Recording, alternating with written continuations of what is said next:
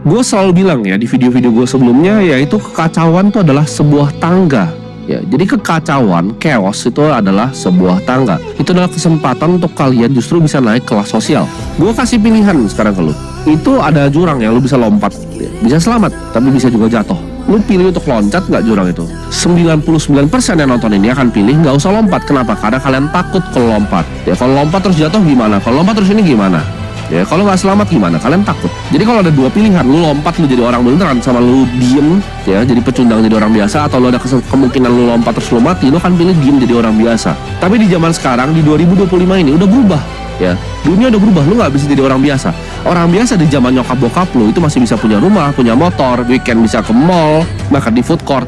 20 tahun lagi nggak akan ada namanya orang biasa. Kenapa? Karena semua ini kan tentang ekonomi, ya. Ekonomi itu tentang apa? Tentang produktivitas. Ketika produktivitas orang-orang seperti lu, pemalas-pemalas orang biasa itu digantikan oleh robot, lu udah nggak ada gunanya lagi untuk muka bumi ini. Di saat lu nggak ada gunanya lagi, lu nggak akan bisa dapat pasangan, lu nggak akan bisa dapat makan yang layak, lu makannya kecoa setiap hari, ya. Lu nggak akan bisa punya pasangan. Ya, lu cuma akan nonton bokep virtual itu.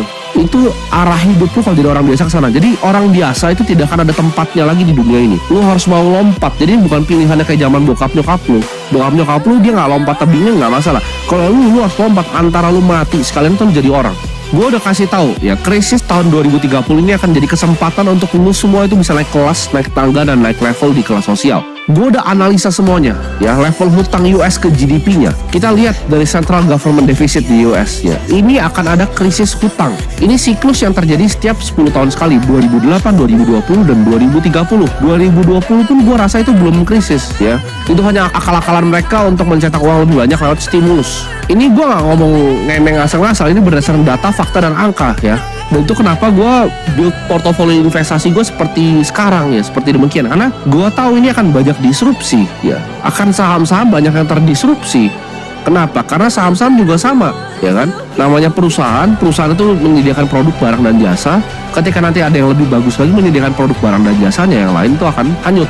Dampaknya ini ke negara berkembang ini, gue kasih tahu, US aja kan kena dampaknya luar biasa, tapi dampaknya ke negara berkembang, apalagi negara-negara yang tidak punya ketahanan pangan, itu akan luar biasa, ya, dampaknya dibanding yang kalian pernah bisa lihat. Karena ini bukan pertama kali terjadi, ya, jadi kalian harus pintar untuk belajar dari sejarah, berkaca dari sejarah, apa sih yang dulu pernah terjadi dan yang bisa terjadi ke depannya itu seperti apa. Kita bisa lihat, ya, kekacauan tahun 1789 ketika terjadi revolusi Prancis, itu para monarki itu banyak dipancung di depan umum, ya. Rakyat itu marah, mereka nggak tahan lagi dengan ketidakadilan yang terjadi. Ketika mereka lagi nggak bisa makan, nih monarki pada party, mereka bacok-bacokin akhirnya. Dan ada seorang artillery officer, ya, bukan perwira